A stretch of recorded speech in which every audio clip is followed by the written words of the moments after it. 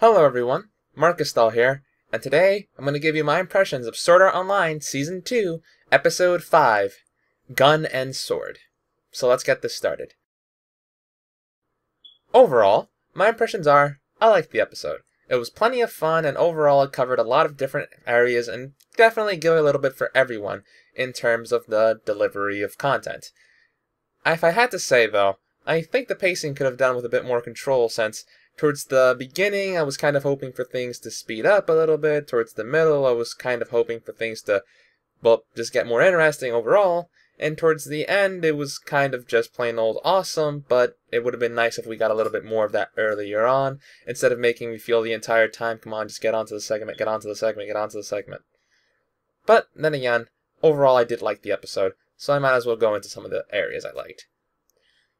In terms of the progression of the story, I'm kind of mixed on certain aspects. The action is plenty awesome, and I'm actually kind of I like the way they're handling the interactions between Kirito and Shinon. I mean, honestly, Kirito still isn't that very much of a character, but at the same time, he's livening up this show, and I'm really liking the way he's interacting with the characters this time around.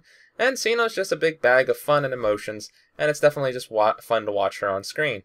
In terms of the actual story itself, though, yeah, it's kind of confusing in certain respects. I'm not saying the narrative itself is confusing, I'm just kind of confused by the way they're delivering certain aspects of it. Towards the beginning of episode 1, I was thinking that we're going to try to go for a mystery angle on this, since they were really discussing how does the murder happen, who's doing it, and all that. But then towards the end of episode 3, we get to see Kyoji behind the monitor of a screen, analyzing certain pictures that show people who have died, so okay, Kyoji's probably the murderer. And now, in this episode, we see Deathgun and Kyoji in the room at the same time, which kind of posits that it might be unlikely that Kyoji himself might be committing the murders, or possibly is trying to divert us away, kind of forming a red herring, if you so to speak. But at the same time, I'm not too sure that they're handling it all that well, since they're really giving away a lot of the mechanics. I mean, at the beginning of the episode, they showed that Kirito was hesitant to put his real-world information. I think that kind of hints that whatever the method behind the murder is, it's probably related to the fact that you have to give your real-world info, which implies someone is doing something in the real world. I mean, at this point, the killing mechanism's probably obvious. There are two people at the very least, accomplices. They're probably going to be working together. One person's in VR and does the killing, the other person goes to the real world using the address that they received and then kills that person. It's kind of obvious. I mean, the light novels weren't all that tricky about it, but then again, they held off a lot of the details till later.